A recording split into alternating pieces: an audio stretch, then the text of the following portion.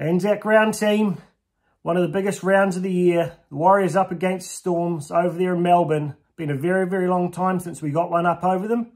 Let's take a look and see if we've got a bit of hope this week.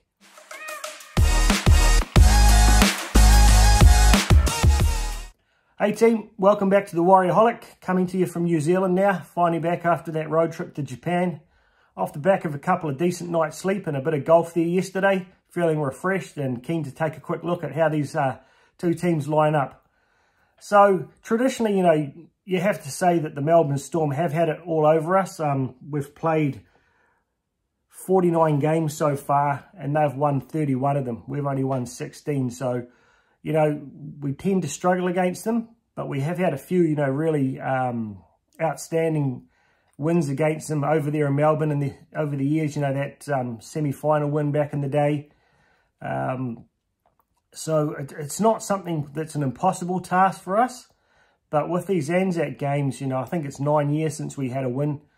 So something, mentally blocking there for us. And I think half of it is the Storm just absolutely get up and do this well. They love the, the passion and the excitement of these kind of anniversary or like celebration games. Whereas the Warriors have, sort of been a little bit distracted by them in the past. We've often fallen over in our players, 200th or 300th or 100th games. Things like the Indigenous rounds or whatever. Something that's a little bit too, important or too, distracting gets our minds off it. And we tend to kind of drift out of the game. Maybe not start so well, whereas the Storm seem to thrive on things like that, particularly guys like Munster. He's a big game player. You see how nuts he goes in State of Origin. He's had a couple of up and down games. When he was playing at fullback last week, he wasn't overly good, but back at 6 this week. So, history tells us that it's a really tough game for us to win. But, compared to last year when we went down 70-10, these are two very, very different lineups. They've lost the Cheese, they've lost the Bromwich brothers, they've lost Kafusi, they don't have Pappenhausen there through injury. All of those guys are world-class, State of Origin, international players that you just can't take out of any club, no matter how much of depth and not see an impact. And that's been reflected in the Storm. Have been a little bit inconsistent this year. 4 from 7 is not their probably best performance ever, whereas we're 5 from 7 at the moment. Off the back of some really positive additions, Near and Ford will be, in the pack today. They weren't there last year. Dylan Walker and Chance in the back line, they weren't there last year. All 4 of them are, close to world-class, if not world-class additions to us. So I think this is one of the most, even opportunities we've had. So I really hope we can take the opportunity and put one up over these bastards. So looking at how both teams have sort of run this season, as I mentioned, the Storm have been a little bit up and down for them. The points-wise, they're 140 against versus 124. Similarly, there's not a, what's that, 16-point difference versus us. We've got 152 points for and 136 against. So, both teams are in the positives. They've won more than they've lost. I feel like we've struggled to put an 80-minute performance together, yet we've probably played a little bit more consistently than the Storm have. So, again, another positive sign there. Looking at, the specific stats there, completion rates, 81 for us, 79 for them, nothing in that. Line breaks, 36 for us, 31 for them. You wouldn't expect us to be leading the Storm in those sort of stats. Offloads, 46 for us, 67 for them. I'm not too worried about that because I think we're playing high percentage footy rather than playing too much razzle-dazzle and trying to push those offloads. But it's something we'll have to be really mindful of them because Katoa and Nelson Solomona both have a good offload in them. Munster himself, he's not a huge guy, but he's, pretty good at getting those arms free and flicking the ball off in contact. So have to keep an eye on that. Missed tackles. Now, this is not something you'd imagine, we're winning on going into a Storm game. 190 missed tackles for us versus 231 for them. That's not very Storm-like. They've had some nightmares on defence this year. A lot of missed tackles. Errors, 63 for us versus 71 for them. Another stat you wouldn't imagine that we'd normally lead on, but, other than last week, I think we've been pretty good with the errors. But last week we defended them well. Looking at the last 2 games from the Storm, we went nuts because we had 10 errors and it felt like an error-ridden sort of, second grade game at points there up against the Cowboys, but the Storm had 14 errors last week and 11 errors the week before. So if they can continue that form for us, that'd be a bloody good lift up for us. Similarly with the penalties, 47 against us this season versus 48 for them. It's another stat you wouldn't traditionally expect us to be leading on. I think since their, top class referee there, Cameron Smith, retired, they don't get quite as much of the, bias calls going on their half. But, I think they still do get a pretty good rub of the green versus us. So I'm really hoping the referees can kind of keep their whistles in the pocket this week, and particularly the bunker, not jumping in there unnecessarily or making some stupid calls that decide the game. Either way, I mean, I'd take it if the referees gave us a call that meant we won the game. Shit, don't get me wrong, but I don't want that. I want the players on the field to decide this game. So should be interesting from that aspect. On recent form, there's no reason we can't win this. We've beaten some quality teams on the road there. We've been in adverse conditions up in North Queensland there, playing in the heat and humidity. We went really well against the Roosters there. We should have actually beaten them in the massive heat in Sydney. And the shitty weather there against the Sharks. We got up over them and managed to chase them down. So we're used to being in these, really tough situations. It's not something the Storm's necessarily so used to, as teams really, really challenging them. So, as I mentioned, this is as good a chance as we'll probably get. So I hope the boys fire up and make the most of it. I hope Webby's got a good game plan there for the boys to get refocused after that 10 or 15 minute kind of pre-game celebration of the ANZACs there, because it's so vital we get a strong start here. We can't let the Storm get away from us, otherwise we may not be able to chase them down over there amongst a rabid crowd that's going to be absolutely packed out to celebrate ANZAC Day. Right, let's have a look at the two lineups here. At fullback, we've got Nick Meaney up against our boy Chance Nickel-Clogstead. Very contrasting fullbacks. Meaney's more like we saw last week from Drinkwater. He's actively involved in a lot of plays. He drifts a lot. Got a great pass on him. He's really a creating fullback, blistering pace. Versus Chance, who's that real workhorse, making 200 metres a game. Taking a lot of the pressure off the forwards with those one-up hits up the guts there. The energy he shows is like that of two players. So in a match like this, you'd imagine that it's got to get pretty, state of origin like hopefully at the beginning there, where it's just going to be an absolute grind. Then when you get to the back of the game, it's going to come down to fitness. Mate, we're going to have to watch Meaney's dancing feet there once we get tired, but I still think Chance is a great show for making a few of those breaks up there, just off the ruck. So I'm going to give him a slight edge purely on the consistent form he showed in every game he's played this season. So up the Chance. Next up, we've got Dallin up against Xavier Coates. Shit, this is going to be a very, very tough matchup for Dallin. Coming off the back of a pretty average, particularly first half last week, first game of the year. So, if you look at the stats we've got on the screen here, you can't really take too much out of them because Coates has pretty much played every game versus Dallin, who's only played the one game. What are we going to have to be concerned about here? I think it's the high ball. So, obviously, the Storm will be kicking a lot to Dallin's wing. Xavier Coates has probably got about a foot on him. He's a very, very tall guy with a great leap. So, we're going to have to get around Dallin and support him.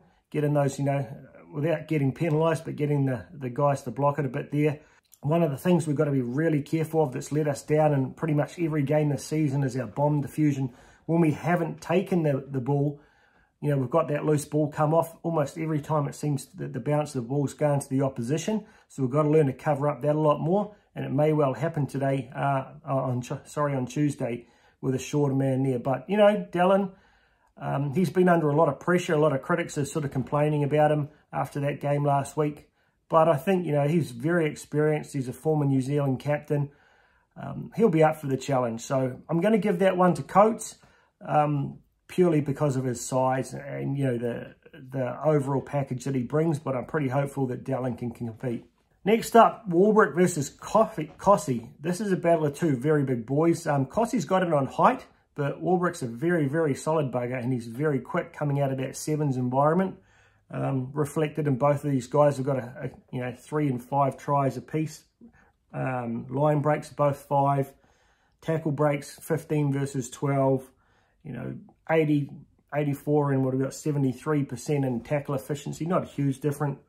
Both of them well up over the 100-metre mark on average. So what I'm seeing in this matchup here is, Kossi's probably got a little bit better height advantage there and jump advantage. So we'll probably be putting more kicks across there as opposed to the Storm putting theirs over the other side of the field to Dallin. Warwick's got an error in him. He makes some silly mistakes at times. Obviously, he's still learning the game, having only just come over from 7. So he'll definitely be targeted. And hopefully, what we saw with Mulitalo that once he starts making a couple of errors, that Sean just keeps putting that pressure on him with the kicks. Kossi keeps giving him a bit of shit.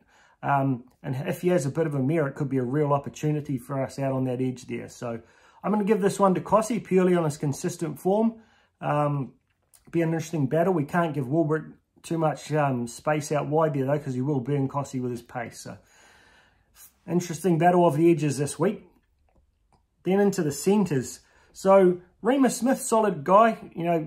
Really good player, but he's definitely not world-class or state of origin kind of level at this stage. He's quite tall. He's not the thickestly built centre in the world, so I think Pompey gets him on size there. If you're looking at the stats there, Pompey's got more tries, more line breaks, more tackle breaks. Pretty much the same tackle efficiency, pretty much dead on the same running meters. So I'm going to give this one to Kossi purely on the fact that every week he's shown incremental in performance. With RTS being signed now, I think it's a bit of a race between Pompey and Montoya as to who gets extended and who potentially drops out of the club for next year. With a lot of the rumours being said that RTS is going to be in the centres.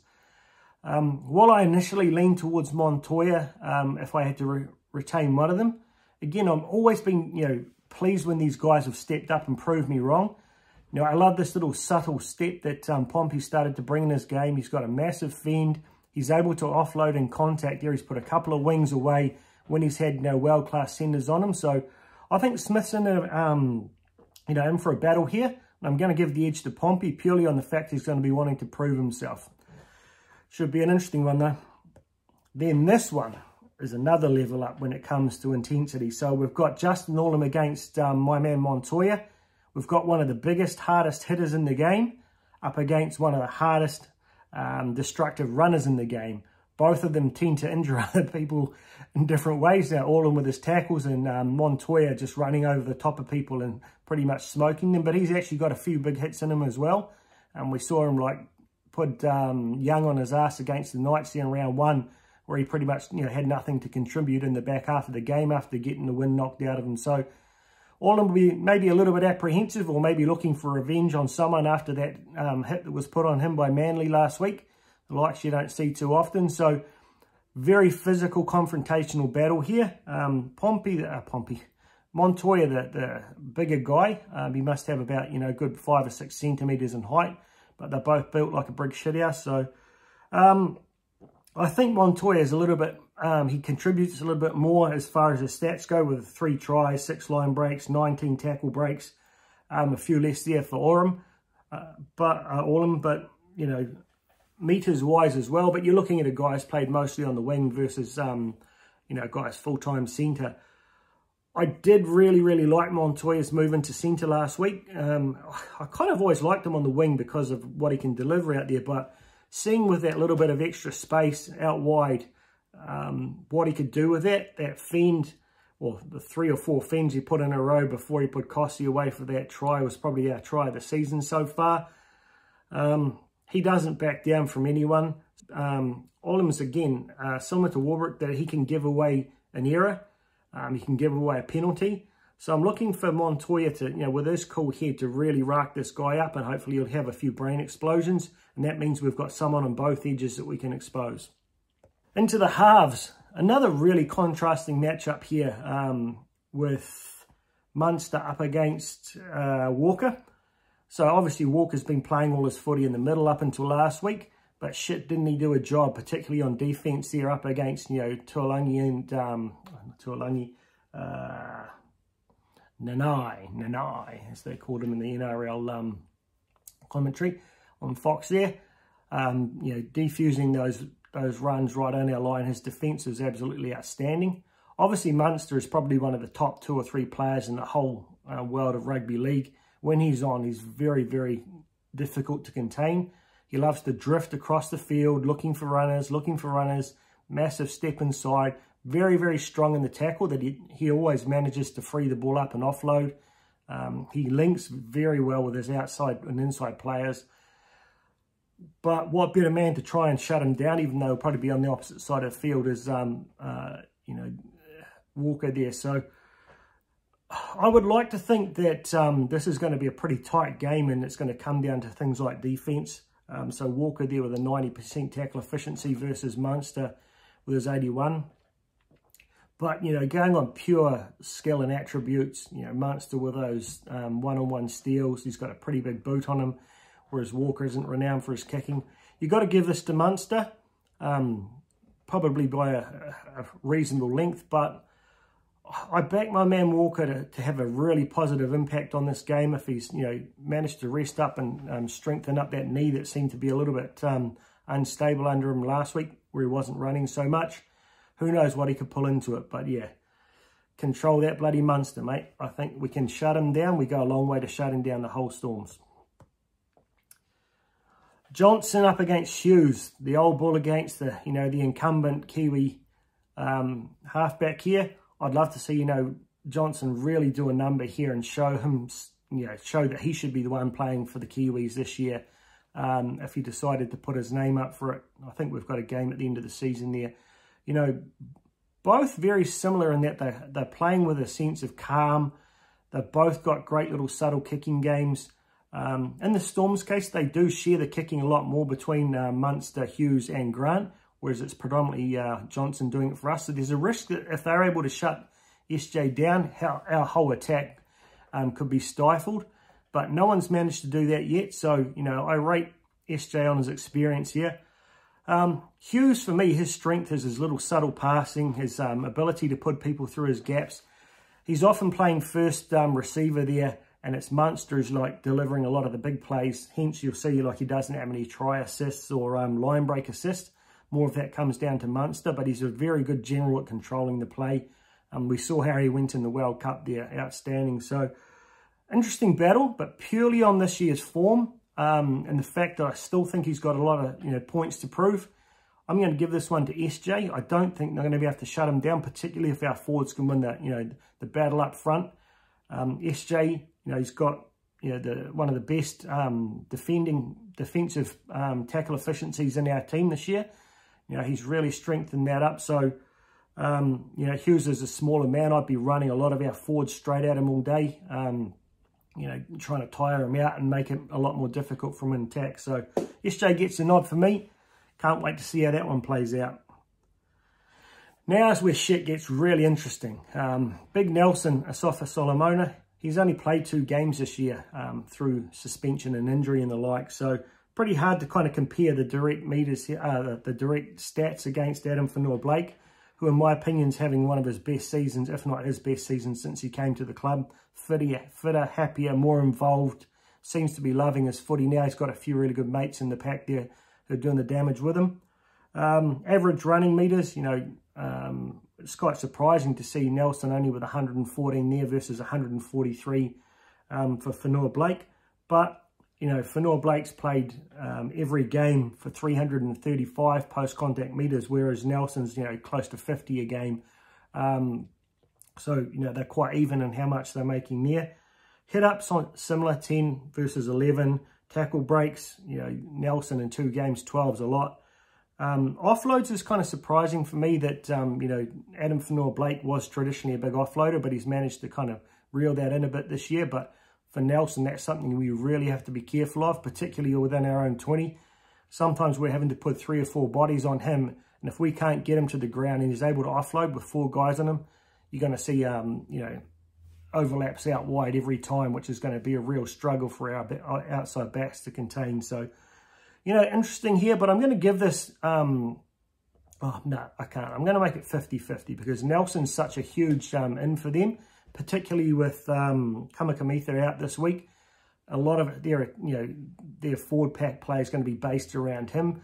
But similarly for us, he's our Adam Fanua-Blake is kind of like the cement at the front of our pack. So I'm going to call that one a 50-50. But if Adam can win that battle, I think we can win the game. Harry Grant up against Lussick, mate. Not really a competition here. You've got the best hooker in the world right now up against a young fella who's only, struggling to be, get himself to first grade level.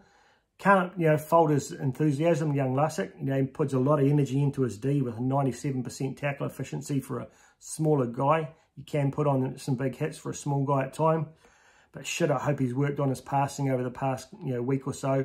Because, those passes he was putting behind the runners, led to 5 out of 7 or 10 of our errors last week. Seriously can't afford that against the Storm. We've got to get that right and stop the forward passes as well. He throws a few there a bit too far out in front. Contrasting, Harry Grant is an absolute machine. His ability to scoop the ball with one hand, take 2 or 3 steps before he flicks it off to his runners, means they're getting the ball with momentum, which is how they make a lot of their post-contact meters. So we've got to find a way to shut that down. We've got to make sure we get our 2 guys set at marker there every time. Because as soon as we don't, he's running or he's scooping in that quick pass and gets that momentum up over us. One of his other strengths is his ability to not only make a break from running from dummy half, but he's outstanding in linking with his players inside and outside him. So he very rarely gets caught with the ball. Great step on him. He's just one of those pricks who can turn a game. We could be, up by 5 points with 5 minutes to go. They haven't had the ball for, 20 minutes or so. And all of a sudden, he'll just turn that, put on something ridiculous and turn the game and win it for them in the last couple of minutes. So we've really got to shut him down, particularly his link with Munster. One other point about Harry Grant is he's got a really good kicking game. He's kicked a couple of 40-20s already this season, but he's got a massive boot. And you often find that if they're stuck down, just around their own 30-metre line on the 4th or 5th tackle, he's kicking early and he's able to get massive distance to put it right down into the opposition's 20. So we're going to look at that, make sure our markers are aware of it and get ready for a couple of charge downs, because if not, he can really hurt us if he can get those 40-20s. So yeah, clear win to Grant there, but I'd love to see young Lussick step up and say, hey bro, you got me wrong. I am a first-class starting option now whenever Egan's down. So let's see how we go. But you've got to give the early lead there, or the point start, to Harry Grant. Christian Welsh up against Jazz Tavanga. Yet another very contrasting matchup. You've got a tall, solidly built, grinding guy who just, he just does all those dirty meters up the guts there. He's not the most sort of, dynamic of prop in Welsh. Now, looking at the meters, he plays bigger minutes than Jazz has, particularly on average, because he's been coming off the bench, but 122 versus Jazz with 134. Post-contact meters, though, 265, which is more than I would have expected, because he doesn't seem like the most aggressive runner in Welsh, versus 206 for Jazz. Average hit-ups, a couple more for Jazz around. Tackle breaks, couple more for Jazz, and offload. So Welsh is, like I said, he's an up-the-guts, grinding, hard-working workhorse type of prop, versus Jazz is just that energy ball. So I think in the first 20 minutes, Welsh is going to really play well. He'll probably be hard for us to contain just straight up the guts here. But one thing I've noticed about the Storm is that they don't use their backs as much as we do for those hits up off our line. So we'll generally take the first 4, in some cases 5 hits from the backs up the guts here when we're fighting off our own line, to give our forwards that time to rest and recuperate and get ready for defence. And that's why I think we've really been winning the last 20 minutes at times. So, Welsh is taking a lot of dirty hit-ups from inside his own sort of 20, whereas our props are very rarely doing that. So hopefully Jazz, being the ball of energy he is and having the fitness he is, he'll really come into his own in the back of the game and get one up over Welsh here. So I'm going to give it to the Jazz, one of my favourite players in the club. So, yeah, we'll see how that goes.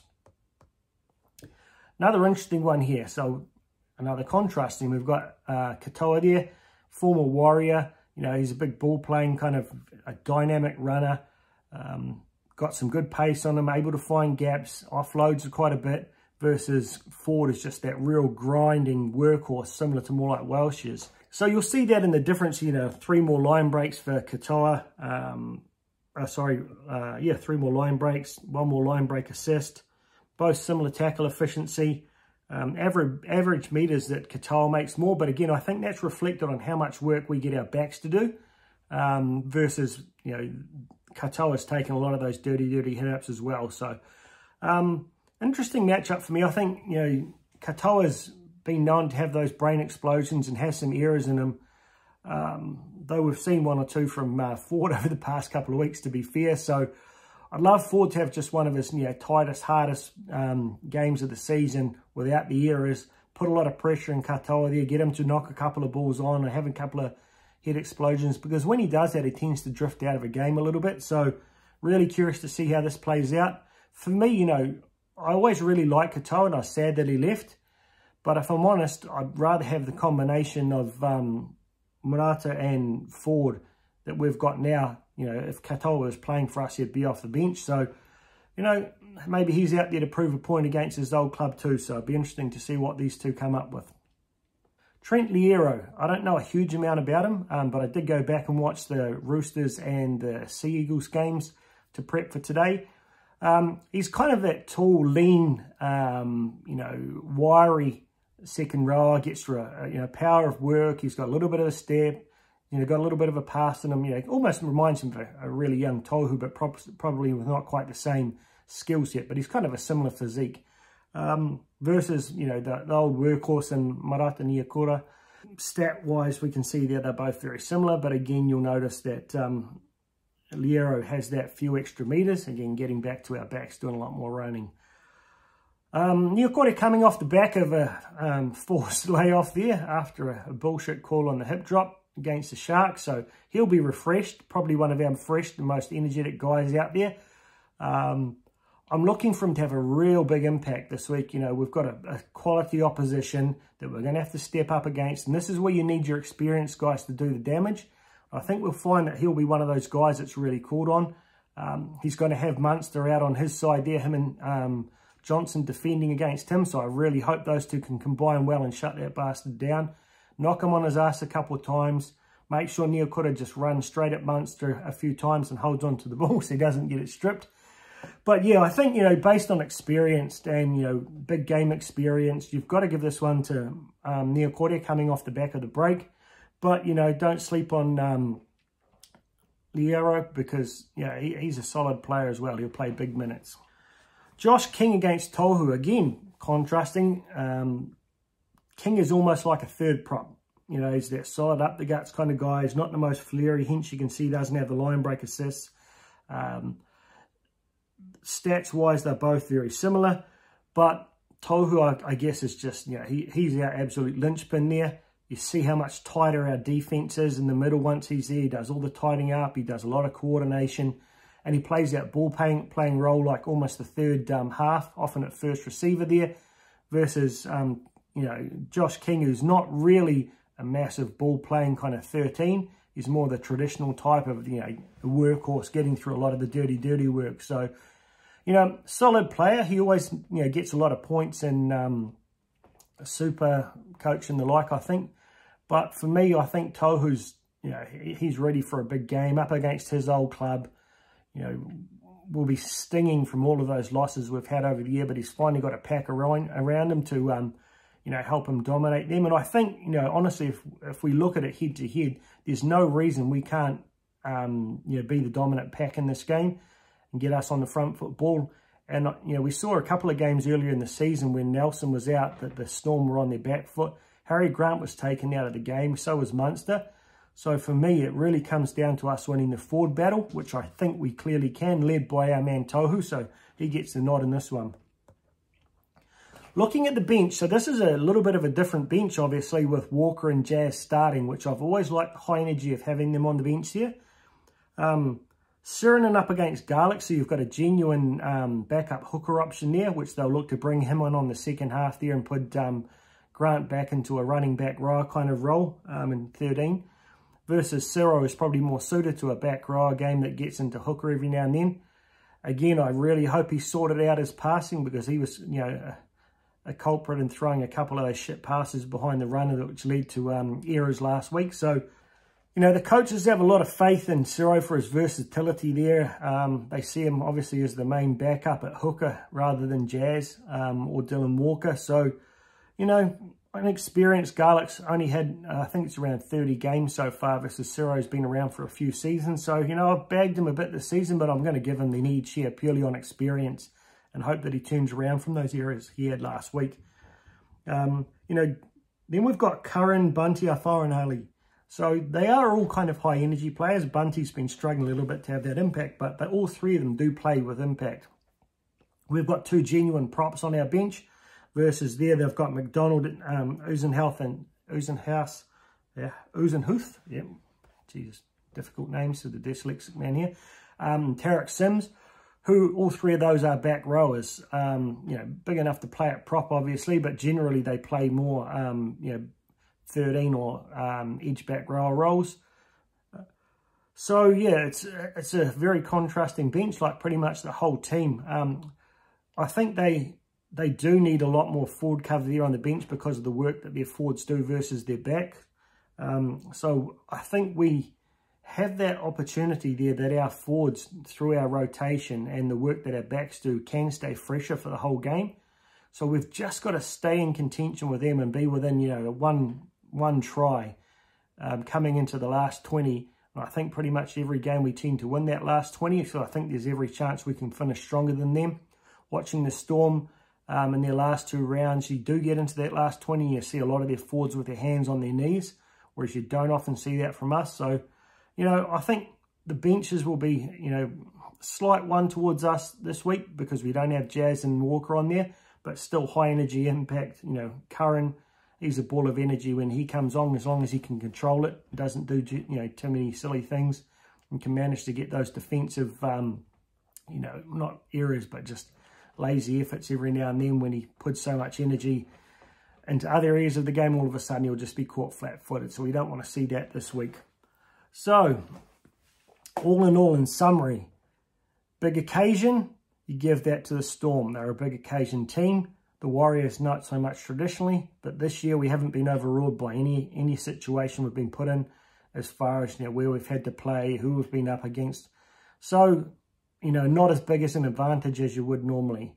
You know, home game against the Storm, traditionally, you know, that's a real graveyard for teams to visit, but we are one of the few teams that's had a few solid upsets at the Storm there in Melbourne over the years, so we know we can get it done. We've got a completely new mindset, a different culture this year that I think will be focused on the footy rather than getting caught up in the occasion, so that evens things out for me. I think this is a real chance for the Warriors to prove they're the real deal. We lose this week, we drop down into the bottom half of the 8. We're only really one win away from dropping out, or one loss away after that from dropping out of the 8, versus if we win, I think we go up into second and solidify ourselves as a genuine force this season. So I hope the boys are really up for this. I hope we don't get too distracted by the occasion. We know what we've got to do. We've got to win the forward battle by controlling Nelson, getting him on the ground as soon as possible, stopping him making the offloads. You know, they don't have so much like diversity in their forward pack. They're more kind of workhorses this season because I've lost a lot of those, you know, senior players. I think we can match them in the back row there. Hooker's a bit of a challenge for us, but as long as we're winning the battle, that takes up front, that takes Harry Grant a little bit out of the game. We've got to control him. We've got to control Munster, put pressure on Hughes, make sure his kicking game's always under pressure. Dallin's got to get up out of, you know, off the ground and make it difficult for Xavier Coates. We've got to put pressure on Olam and Warwick out wide there. They're two guys that are capable of an error. Similarly with Ali Katoa. If we do that, we limit our errors, we start well, I reckon we can win this. I'm silly enough to have 20 bucks on us at $5 to win by 12 or under. Hopefully it comes back as a solid win there for me. But if not, you know, play well, play with heart, play for 80 minutes and do us proud, boys. ANZAC Day, New Zealand Warriors, chance to beat the Storm there, go up into second. I'm all in. I hope you are too. Go the Mighty Warriors in 2023.